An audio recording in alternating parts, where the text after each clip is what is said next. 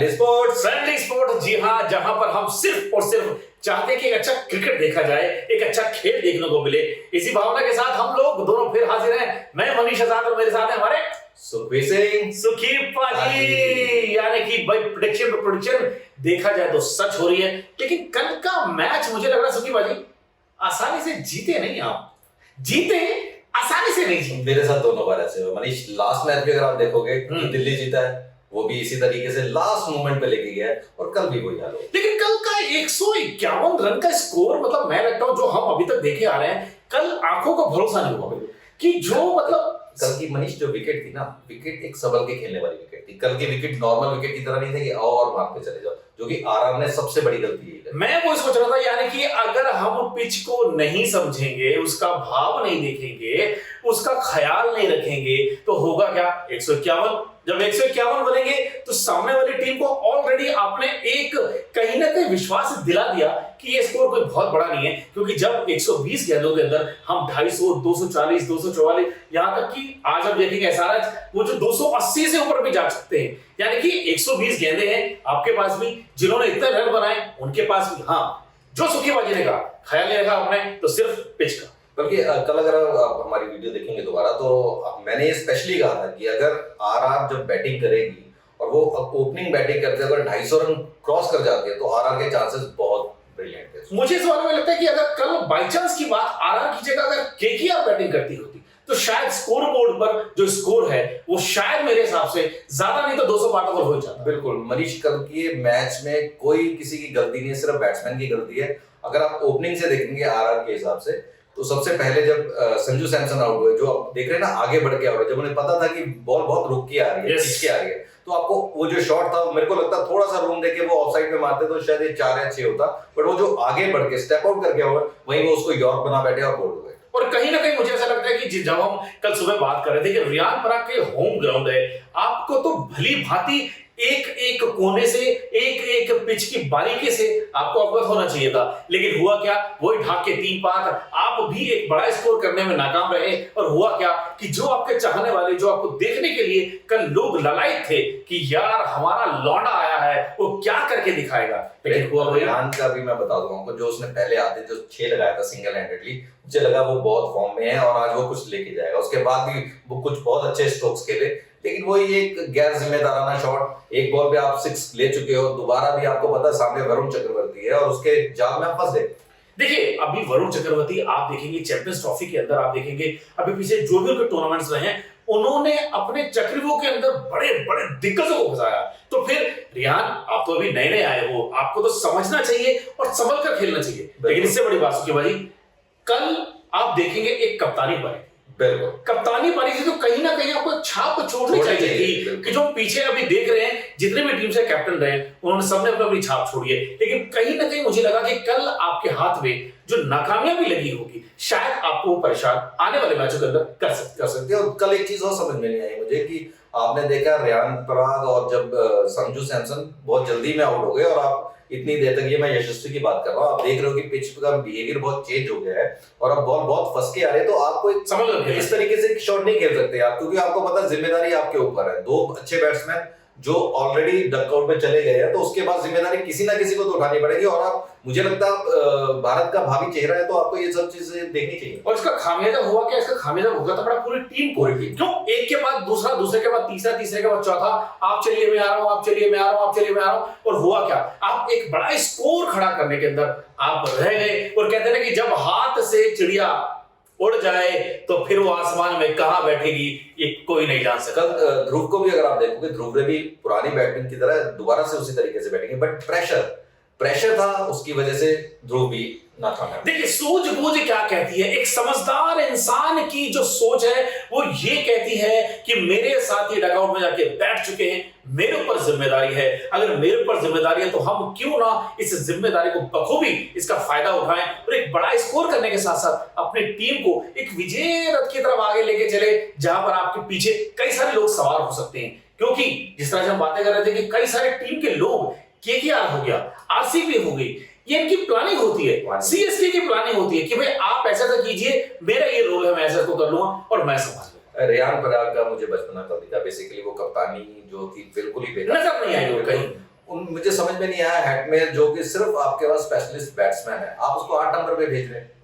आपकी टीम मझधार में बुरी हालत में बैठी हुई है और हेटमेयर को आप सिर्फ डगआउट में बिठा रखा है। शुभम देवे ऊपर आ गया, बाकी ऊपर आ गया, सरंगा ऊपर आ गया। बहुत का गलत हुआ। मुझे ऐसा लगा कि कहीं ना कहीं कल आपने जो कप्तानी पारी खेलनी चाहिए थी, कल ना तो आपने वो कप्तानी पारी खेली और ना वैसे कहीं आपने गुण दिखाए। क्योंकि पिच पर भी जब आप देख रहे थे, जब हम मैदान में आपको देख रहे थे, तो मैदान में भी जो आपके हाव भाव जो होते हैं, एक कैप्टन के जो होते हैं यार, कि पूरी टीम को लेके चलते हैं। हौसला गिर गया था स्कोर देखने के बाद। जब आप फील्ड में उतरे तो आपका हौसला गिर गया था।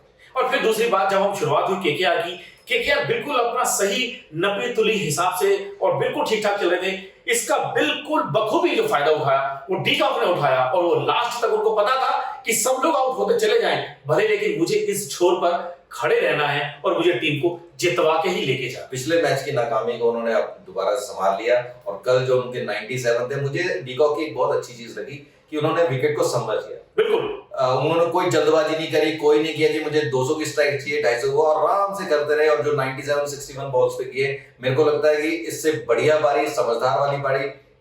सुखी भाई देखिए, समझदार इंसान कौन होता है? समझदार इंसान वो है जो समझ कर काम करे। देखिए क्रिकेट के अंदर क्या है, कहते हैं क्रिकेट के गर्भ के अंदर क्या छुपा पड़ा है, अगली गेंद पर किसी को कुछ नहीं होता। लेकिन आप जो एक अंदाजा लगाते हो, आपने पिच का अंदाजा लगाया, आपने विकेट का अंदाजा लगाया, आपने फील्डिंग का अंदाजा लगाया और आपने शॉट खेले। ऐसा नहीं है कि उन्होंने एक दो शॉट जो खतरनाक खेलने थे नहीं खेले, लेकिन वो प्लेयर जो आपने टीम जो फील्डिंग लगाई वहां तक नहीं पहुंच पाए। नहीं, अगर आप देखेंगे कि ऐसा नहीं है कि उन्होंने 6 नहीं लगाए या 4 नहीं लगाए, बहुत अच्छे शॉट्स लगाए, बाउंड्री से बाहर निकाली, लेकिन उन्होंने बॉल का वेट किया। जहां लूज बॉल मिली उन्होंने मारा और जहां अच्छी बॉल थी, सिंगल डबल, रघुवंशी के साथ बहुत अच्छा। मैं तो रघुवंशी को कल मैं बहुत अच्छा मानूंगा कि कल रघुवंशी ने बहुत ही बिल्कुल नपी तुली और एक समझदार वाली बैटिंग दिखाई है और अपने टीम को अंत तक लेकर गए। और साथ में दूसरा इंपैक्ट प्लेयर थे, बिल्कुल, और इंपैक्ट प्लेयर होने के साथ उन्होंने अपना इंपैक्ट छोड़ा। दूसरी चीज जो हम कल भी बात कर रहे थे कि आरआर की बॉलिंग में मैंने कुछ शुरू से उनकी बॉलिंग में मुझे वो धार नहीं नजर आई और कल इतना कम स्कोर बचाने का बहुत मुश्किल मौका था। देखिए आप बड़ा स्कोर अगर खड़ा करेंगे तो एक मन में विश्वास होता है कि यार इतना बड़ा स्कोर है, इसके पीछे भागना बहुत नामुमकिन हो सकता है इस जैसी पिच पर। यही बात लेकिन आपको भी ज़हन में रखनी चाहिए थी, क्योंकि हर टीम जब उतर रही है सारी प्लानिंग के साथ उतर रही है। तो मुझे कहीं ना कहीं कल वो रियान पराग के अंदर जो चीज नजर आनी चाहिए थी वो विफल रही। कल का कल्प्रिट कह ले, विलेन कह ले, मुझे भी रियान पराग ही लग रहा है। कल आप देखिए ना, जोफ्रा आर्चर को आप देखिए, पहले मैच में 70 रन खाए उन्होंने और कल जो शुरू का ओवर किया था बहुत जबरदस्त, मुझे बहुत अच्छा लगा। लेकिन उसके बाद दोबारा से एंड आते आते उन्होंने पुरानी वही फॉर्म, वही छक्का, वही चौका, कहां चले गए वो जोफ्रा आर्चर, वो खत्म हो गए। मुझे देखिए आपकी तलवार की धार बताती है कि सामने दुश्मन जैसा भी हो कि ये इस तलवार से वो कटेगा ही कटेगा, लेकिन कल वो तलवार की धार मुझे थोड़ी सी खोटी नजर आई। उसके अंदर वो धार नहीं थी, वो पैनापन नहीं था कि जहां वो चलकर वो लग सकता था कि हाँ यार अब मुझे विकेट मिल सकता है। बॉलर्स में आप ये देखिए ना, कल मोइन ने मैच खेला, ठीक है, मोइन ने जो बॉलिंग कराई है 2 विकेट, मतलब मेरे को लगता है आरआर को फंसाने में सबसे बेस्ट काम किया उन्होंने। लेकिन देखिए भले ही अब मोइन की बात होगी तो मोइन ने भले ही कल वो बैटिंग के अंदर उनको परेशानी रही, क्योंकि पहला ओवर जो था वो अब देखिए जो आर्चर का ही था, लेकिन इसके साथ साथ मोइन अली उनको खेल नहीं पाए और वही हुआ कि पहला ओवर मेडन, अगर वो 2 रन अगर वाइड के नहीं जाते तो वो शायद वो मेडन ओवर जाता। नीतीश का विकेट आपने देखा ना, क्या जबरदस्त स्पिन करी, नीतीश को समझ में नहीं आया कहां बोल्ड हुए। मतलब मोइन ने जो है एक बेसिकली रास्ता ब्लॉक कर दिया था आरआर का बड़े स्कोर बनाने। देखिए अब ये चीज आपको पता चलनी चाहिए मेरे हिसाब से, जब आपका अगला मैच जो आता है तो शायद आपको रात को प्लानिंग करनी चाहिए कि भाई ये ऐसा करता है तो मुझे इसके खिलाफ ऐसा करना है, ये ऐसा करता है तो इसके खिलाफ, इसको शायद सुखी भाई एक होमवर्क भी बोल सकते हैं। बिल्कुल होमवर्क। तो मुझे कल एक चीज और लगी कि शायद मैं राहुल द्रविड़ से भी थोड़ा सा डिसअपॉइंट हुआ कि मुझे ऐसा लगा उन्होंने भी किसी को बोला नहीं कि आप संभल के खेलिए, उन्होंने बोला कि T20 है जाओ और मार के आओ। वो नहीं राहुल द्रविड़ नहीं थे, वो वाले राहुल द्रविड़। कल मुझे राहुल द्रविड़ जब वो बैठे हुए थे डगआउट के अंदर, मैं देख रहा था वो बार बार बॉलिंग का एक्शन करके वो देख रहे थे, वो ऐसे देखे तो उनको लग रहा था कि अगर ये गेंद आती तो मैं इसको ऐसे करके मैं ऐसे खेलता, ऐसे करके मैं ऐसे खेलता। वो बिल्कुल सुखी बाजी ने बात सही कही कि अगर आप यही बात उठकर जब जिस तरह से रिकी पॉन्टिंग, श्रेयस अय्यर को लगातार गाइड कर रहे थे, अगर वो थोड़ा सा गाइडेंस थोड़ी वहां मिलती। देखिए सीनियरिटी क्या है, कोच क्या है, ये आपको पता चल सकता है। लेकिन फिर भी अगर आप देखोगे कि लास्ट तक मैच किया, लास्ट तक मैं देखिए जाना जीते तो ऐसा वो नहीं भी है है। 20 ओवर में ही है। बिल्कुल ऐसा नहीं मैं कह सकता कि आरआर ने फाइट नहीं दिया, उन्होंने पूरी फाइट करी है, बस वहीं रह गए, एक दो विकेट्स और आ जाते हैं उनके तो मुझे लगता है इस गेम का कुछ सिनेरियो अलग होता देखिए आने वाले समय के अंदर हम चाहते हैं कि आप हर मैच जीते, हर टीम जाती है, लेकिन जीतेगा कौन? जीतेगा वो जो अच्छा क्रिकेट खेलेगा, है। बिल्कुल जीतेगा वो जो अच्छी फील्डिंग करेगा, जीतेगा वो जो अच्छी बल्लेबाजी करेगा, जीतेगा वो जो अच्छी गेंदबाजी करेगा। और ये सारा समावेश जो है आपको टीम को जिता के लेके जाएगा और 2025 की आईपीएल की जो ट्रॉफी है वही टीम उठा के लेके जाएगी। नहीं अच्छा रहा, बट इससे एक चीज क्लियर हो गई इस मैच की कि सिर्फ मारधाड़ नहीं है टी20 में या आईपीएल में, आपको संभल के भी खेलना है। जो लोग ये सिर्फ ये सोचते हैं कि जाके विकेट पे सिर्फ बल्ला चलाना है, उनके लिए कल का मैच एक सीख की तरह है कि जाओ और आराम से खेलो, पहले पिच को समझो, देखो पिच को कि क्या उसका बिहेवियर है, उसके बाद डिसाइड करो कि क्या करना है। मतलब 2 ओवर आप देखिए, उसके बाद मुझे नहीं लगता फिर आपको देखना फिर उसके बाद डिसाइड कीजिए आपको क्या करना है। और मैं तो कहता हूं जिस तरह से आप सोचेंगे उसी तरह से आप खेलेंगे, क्योंकि आपकी सोच बहुत निर्भर करती है आपके खेल पर, और आपका खेल आपके आत्मविश्वास पर निर्भर करता है, और आपका आत्मविश्वास टीम को जिताने पर। कल मेरी प्रेडिक्शन फिर दोबारा सही होगी। सुखी बाबा की जय। तो इस जय के साथ साथ, इस जय घोष के साथ साथ हम चलते हैं आगे कि अब आज के मैच का ये जय घोष जाएगा कहां, क्योंकि आज का मैच फिर उस टीम का है जिसने स्कोर बोर्ड के अंदर सेकंड हाईएस्ट स्कोर लगा रखा है। 2024 के 5 बड़े स्कोर में से 4 उन्हीं के नाम है। बिल्कुल। तो आज सुखी बाजी क्या कह रहे हो आप? SRH आज ये 300 पार करेंगे? मुझे पूरी उम्मीद है। मेरे को शुरू से ही SRH की जो बैटिंग लाइन है ना मनीष, उसको अगर आप देखोगे तो आपको, मैंने कहा ना उस दिन भी मैंने एक ही चीज बात बोली कि बॉलर परेशान हो जाता है कि मैं आउट किसे करूं, एक आउट होगा दूसरा आएगा, दूसरा आउट करोगे तीसरा आएगा, मतलब उसको समझ में नहीं आएगा मैं कहां तक भागूंगा इस चीज को। देखिए ट्रेविस हेड जब आते हैं उनको पता है कि मेरा काम जाकर क्या है और मुझे उस काम को बखूबी निभाना है। अब बात आती है ऋषभ पंत की, नई टीम, नए कैप्टन साहब, नए कोच, तो जब लग रहा है सब कुछ नया नया है तो वो चाहेंगे अपनी छाप छोड़ना। हालांकि एक जीत उनकी जो जबान है वो चख चुकी है, वो विजय रथ पर सवार हैं, वो चाहेंगे कि अगला मैच जो है हम जब जीतने वाले होंगे तो और भी अच्छा रहेगा। अब ये जो एक जबान पर आपकी वो लग गया ना, कहते हैं या खून लग गया, अब खून आपको जीत कर लग गया, तो एसआरएच चाहेगी ये खून बरकरार रहे, ये स्वाद बरकरार रहे और हम जीत गए। और आपको एक चीज छोटा सा फैक्ट मैं और बताऊंगा,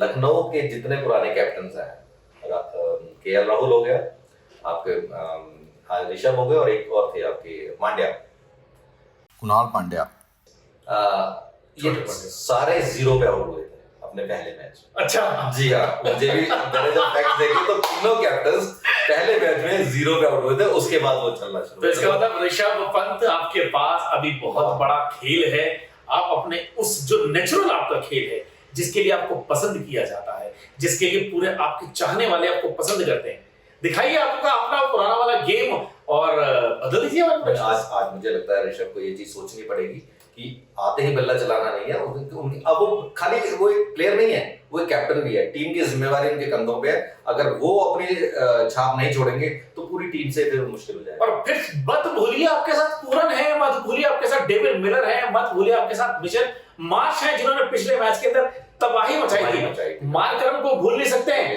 वो तो मार्क कर के लोगों से उसका क्रम बिगाड़ देता है, तो पता ही है फिर आपके पास कितना। आज मुझे लग रहा है हाई स्कोरिंग मैच होना चाहिए।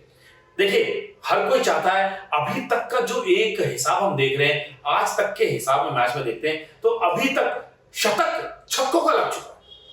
मतलब मैं सोच रहा हूं इतने छक्के लग रहे हैं, आने वाले समय के अंदर बहुत बड़ी बात नहीं है कि छक्कों का जो गिनती है वो ज्यादा हो जाए चौकों की बदौलत। और आज आपने सारी बात करी, अभी ईशान किशन और अभिषेक की तो बात ही नहीं हुई। बताइए ये अभी इस समय अगर आप देखेंगे तो जो ऑरेंज कैप है वो ईशान किशन के ऊपर है, वो सबसे ऊपर अपना हाईएस्ट के अंदर। उसके बाद अगर देखेंगे दीकॉक भी तीसरे नंबर पर आते हैं, तो लेकिन अगर आप देखेंगे तो धीरे धीरे करके जब आप नंबर बढ़ेगा, अभी तो मैचेस अभी शुरुआत हुई है, जब आगे चलेगा तो किसके ऊपर बैठेगी, कहां जाकर कौन से डाल पर चिड़िया कहां जाकर बैठेगी, तो आने वाला समय ही बता पाएगा। लेकिन आज का मैच जिस तरह सुखी बाजी कह रहे हैं, बड़ा स्कोर होना चाहिए। दोनों टीम्स में अगर देखोगे तो बैट्समैन की भरमार है। मुझे थोड़ा सा जो लखनऊ की बॉलिंग में मुझे थोड़ा सा लगता है कि बॉलिंग वीक लग रही है, बाकी बैटिंग दोनों की स्मार्ट है, अच्छी है, जो भी चाहे जितना भी चाहे स्कोर कर सकते हैं। लेकिन सुखी भाई आज एक बात बड़ी पक्की होती है, मतलब मैं जब भी देखता हूं जैसे ही एसआरएच मैदान पर खेलने के लिए आती है, हर कोई बंदा, हर कोई बंदा कहता है वो यार आज 300 के पार जाना चाहिए। इस बार 300 की सबने उम्मीद लगा रखी है कि इस आईपीएल में 300 का स्कोर जरूर हो। देखिए 120 गेंदों के अंदर अगर आप 300 का रन बनाते हैं तो आपकी स्ट्राइक रेट, आपका रन रेट वो कहां चला जाएगा, सोच के देखिए। मतलब मैं कह रहा हूं ये बहुत 30 से भी ऊपर ये मनीषा मॉडर्न क्रिकेट इसी का नाम है। जो अभी आप देख रहे हैं ना, जो कल हुआ ना आरआर के साथ, वो इसी का एक नतीजा था, क्योंकि हर एक बंदा ये सोच रहा है कि strike rate, strike rate, strike rate. और कल का एक बहुत अच्छा आपको अनुभव आपको भी देखने को मिला होगा। आप सभी दर्शक अपने अपने टीवी पर देख रहे होंगे, जो मैदान में खेलने के लिए, खेल को देखने के लिए देख गए होंगे, उन्होंने भी देखा होगा कि कल सेकंड इनिंग के बाद हाँ जी, जो कल वो जो एक नया जो रूल बनाया गया कि आप गेंद चेंज कर सकते हैं, वो कल देखिए, कल वो देखने को मिला। बिल्कुल वो देखने को मिला। और अच्छा लगा मुझे कि एक बैट्समैन बॉलर को थोड़ी सी लिबर्टी मिल गई कि अगर मेरा बॉल फिसल रहा है तो मेरे पास एक ऑप्शन है कि मैं नई बॉल ले सकता हूं। और कल के मैच के बाद मुझे लगता है आने वाले मैचेस में इसकी दोबारा रिपीटेशन होगी। देखिए मैं अगर कहीं यहाँ पर जिन्होंने भी ये एक इसके नियम बनाए हैं, मैं इन लोगों की तारीफ करूंगा, इन्हें बधाई दूंगा कि उन्होंने बॉलर के हक में सोचा कि आपको भी गेंद नहीं मिल सकती है। बैट्समैन बल्लेबाज के हक में भी उन्होंने कहा कि जो एक आज डीआरएस है, वो डीआरएस का जो हक है भाई, एलबीडब्ल्यू आप हो गए, आप कैंपायर ने उंगली उठा दी, बंदा बहुत सोच रहा है अब यार जाना ही जाना है, लेकिन अब वो सोच रहा है कि नहीं मेरे पास डीआरएस है और मैं डीआरएस की मांग कर लेता हूं। वो जैसे डीआरएस की मांग कर लेता है, एम्पायर को अपना डिसीजन बदलना पड़ता है। वाइड में हो गया तो इसकी वजह से आप ये सोचिए एक एक रन से कई बार टीम हार जाती है, तो वो एक रन जो है वो वाइड का भी हो सकता है, नो बॉल का भी हो सकता है। तो जो डीआरएस इन दोनों में है वो, और ये नई बॉल वाला, बढ़िया। जिस तरह से हम अपने चैनल पर लगातार आप लोगों को जानकारी दे रहे हैं, हमें लगता है आने वाले समय के अंदर हम भी इस तरह की जो रूल्स बनाते हैं, फॉर्मेट बनाते हैं, हम दोनों भी शायद उसमें पहुंच सकते हैं। कहीं ना कहीं हम भी नया रूल बनाएंगे, हम भी कुछ नया रूल बनाएंगे फील्डिंग वाले लोगों के लिए कि अगर बंदे ने 10 मीटर में अगर कोई गेंद रोक दी है तो भाई उसके यार कम से कम जो रन है वो 4 जा रहे थे, कम से कम उसको यार 1 रन कर दो, 2 लिए 1 कर दो उसको। आप बंदे ने वो बाउंड्री के पार जाके उसने गेंद हवा में उठा के वापस ग्राउंड के अंदर फेंक दी है तो उसे 6 बचा लिए, 6 बचा लिए। उसको बोलना चाहिए भाई साहब कुछ भी नहीं है, मैंने बचाया, 1 रन मिलेगा आपको। बिल्कुल। बाकी जो बॉल चेंज का जो हुआ है, इससे एक कमाल है, बड़ी चेंज कर दी है, क्योंकि ड्यू फैक्टर इतना होता था कि मैक्सिमम जो सेकंड बैटिंग वाली होती तो उसको ये लगता था कि अब तो हम जीत गए, लेकिन ये सेकंड बॉल ने वो सारा सिनेरियो चेंज कर दिया मेरे हिसाब से। अब दोनों टीमें इवन ही रही। अच्छा, अब आज शमी को अब कहां देख रहा हो? शमी कितने विकेट ले सकता है? मैं अपने हिसाब से दोस्तों सोच रहा हूं 2 विकेट। इसलिए मैच में शमी को थोड़ी सी इंजरी हुई है, तो मुझे थोड़ा सा शमी का लग रहा है कि अगर वो हाथ की जो चोट लगी है, उसके हाथ पे बॉल लगी, तो मुझे लगता है कि अगर वो ठीक हो जाए तो वेल एंड गुड है, नहीं तो मुझे शमी का थोड़ा सा मुश्किल लग रहा है। बाकी अगर मैं चाहता तो ये हूं कि ज़ैम्पा आज के मैच में मुझे लगता है थोड़ा सा असरदार हो सकता है, बिकॉज फास्ट बॉलर्स तो बहुत मुश्किल है इनको रोकने के लिए यार, लेकिन बंदा बड़ा हैंडसम है यार। मैं जब बंदे को देखता रहता हूं यार, मुंह के वो चश्मा लगा के ज़ैम्पा और ऋषभ की लड़ाई होगी जैसे कुलदीप ने किया था। क्या बात है। लेकिन अगर कुलदीप की हम बात करने लग जाए तो फिर चलो, फिर आपको ऋषभ वाले खेमे में लेके चलते हैं, तो रवि बिश्नोई क्या करेगा? रवि बिश्नोई का बहुत अच्छा इस वक्त मौका है मेरे हिसाब से अपने आप को करने का, बिकॉज उसके सामने बहुत ही भयंकर बैटिंग लाइनअप है। अगर रवि बिश्नोई ने इनको रिस्ट्रिक्ट कर लिया तो वो अपना कद बढ़ा लेंगे। लेकिन आज मुझे लग रहा है जहां पर एक तरफ से रवि बिश्नोई होंगे तो दूसरी तरफ से शार्दुल ठाकुर भी होंगे, और जब वो ऐसे होंगे तो मुझे ऐसा लगता है वो कहीं ना कहीं वो आज ऋषभ जो है वो शार्दुल पे थोड़ा सा विश्वास ज्यादा करेंगे, क्योंकि लास्ट मैच में मेरे को लगा कि शार्दुल को ओवर देना चाहिए था, उन्होंने बाद में दिया नहीं, बट आज मुझे लगता है कि शार्दुल के ऊपर थोड़ी सी जिम्मेदारी उनको डालनी पड़ेगी, बिकॉज उनको एक्सपीरियंस बहुत है। सुखीमा जी, जैसे मुझे लगता है कि इस टीम के अंदर आयुष बडोनी है जी, आयुष बडोनी हुआ, रिंकू सिंह हुआ, मैं लगता हूं कि मतलब इस तरह के जो खिलाड़ी हैं, मुझे लगता है कि अभी जैसे रियान पराग हो गए, इवन मैं ईशान किशन को बोलूंगा, लेकिन ईशान किशन ने भी अच्छी बैटिंग करी है, लेकिन फिर भी मैं चाहूंगा कि थोड़ा सा अपने सीनियर प्लेयर्स के साथ थोड़ा सा समय बिताएं, उनसे पूछें। आयुष ने पिछले आईपीएल में बहुत अच्छा किया था, उसने अपना अच्छा नाम बना लिया था, मैं तो इस बार भी देखना चाह रहा था, बट लास्ट मैच में कुछ कर नहीं पाए, बट उनसे मुझे बहुत उम्मीदें हैं। देखिए, अनुभव ही इंसान को महान बनाता है, और आपकी महानतम यही है कि आप अपने सीनियर से लगातार पूछें कि सर मुझे ये समस्या आती है और सर मैं ऐसे करता हूं, ऐसा करने में मैं वैसा करता हूं। और मुझे लगता है कि अगर आप अपनी अच्छाई के लिए, अपने खेल के लिए कुछ पूछते हैं तो आप छोटे नहीं हो जाएंगे। बडोनी को बहुत अच्छा एक मौका है ऋषभ के साथ वहां पे खेलने का, आपका इंटरनेशनल मिचेल मार्श के साथ बैठने का, पूरन के साथ बैठने का, तो मुझे लगता है आईपीएल एक बहुत अच्छा स्टेज है यंगस्टर को कुछ एक्सपीरियंस दिलवाने के। भाई हम जिस तरह से लगातार हम बातें कर रहे हैं कि देखिए जो बीसीसीआई का दरवाजा है वो आईसीसी का खुलेगा तब जब यहां आप लगातार नॉक करेंगे और उनको अपनी कहते हैं ना उनकी आंखों के सामने लगना चाहिए कि यार इस बंदे में कुछ दम है और ये करके दिखाएगा, तभी अंदर आएगा। इंडियन टीम में देखिए आईपीएल, हर साल के आईपीएल के बाद इंडियन टीम में कुछ ऐसे नए चेहरे जरूर आते हैं, तो इस बार भी बहुत से चेहरे जो है वो लाइन में लगे हुए हैं, देखते हैं कौन अब। शायद आप लोगों को कल का हमारे वीडियो के अंदर आपको हमने जो बातें करी थी इसके अंदर हमने कहा था कि आने वाले समय के अंदर इंडियन टीम के अंदर बड़े बदलाव होंगे, ये भविष्य बताएगा। लेकिन जो प्लेयर हैं, जो सीनियर प्लेयर हैं, वो देखिए जाएंगे जरूर, उनकी जगह कोई ना कोई आएगा जरूर। तो आपको अगर अपनी जगह पक्की करनी है तो खेल दिखा। अनिश, आज की डेट में अगर मैं देखूं तो अगर हम इंडिया की T20 की 2 या 3 टीमें बना दें तो वो भी 3 अलग अलग बिल्कुल और अच्छे रिजल्ट लेके आ सकते। और यही कारण है कि आज इंडिया ए, इंडिया बी, इंडिया सी और इस तरह से जो टीमें खेलती हैं और फिर एक इंडिया का जो स्क्वाड है फिर वो खेलता है। इस टेस्ट टीम अलग बनाते हैं, T20 के अलग बनाते हैं, वनडे के अलग बनाती है, क्योंकि प्लेयर्स अब आपके पास इतने सारे हैं। चलिए, और हम अब आज के सवाल के साथ साथ हम सोचते हैं कि अब हम क्या करेंगे कुछ नया। और आज का जो मैच है उसका जाते जाते प्रेडिक्शंस क्या कहते हैं, कहा जाते हैं हमारे सुखी पाजी कि जो एक हमारे सुखी बाबा हैं वो इनकी प्रेडिक्शन आज कहा जाती है। मनीष भाई, दोनों टीमों की बैटिंग लाइन बहुत अच्छी है, बट मुझे ज्यादा, मैंने आपको पहले ही बोला, मुझे लखनऊ की बॉलिंग लाइन थोड़ी कमजोर लग रही है, तो इसलिए मैं एसआरएच के साथ जाऊंगा। चलिए, मेरे हिसाब से मैं ऋषभ भाई बोलूंगा कि अब सुखी बाबा को आपको बदलने के पास, मतलब उनको बदलने का मौका आपके पास है, तो आज कुछ करके दिखाइए और जो आप कर सकते हो बल्ले बल्ले बल्ले बल्ले। मिलेंगे फिर आपसे जी कल एक नए और वीडियो के साथ। तब तक के लिए सी टाटा, चैनल को बाय बाय। चैनल को सब्सक्राइब कीजिए, शेयर कीजिए और कमेंट कीजिए, और हाँ अगर अच्छा लगे दोस्तों को, रिश्तेदारों, पड़ोसियों को बताते रहिए। चलिए देखते रहिए फ्रेंडली स्पोर्ट्स।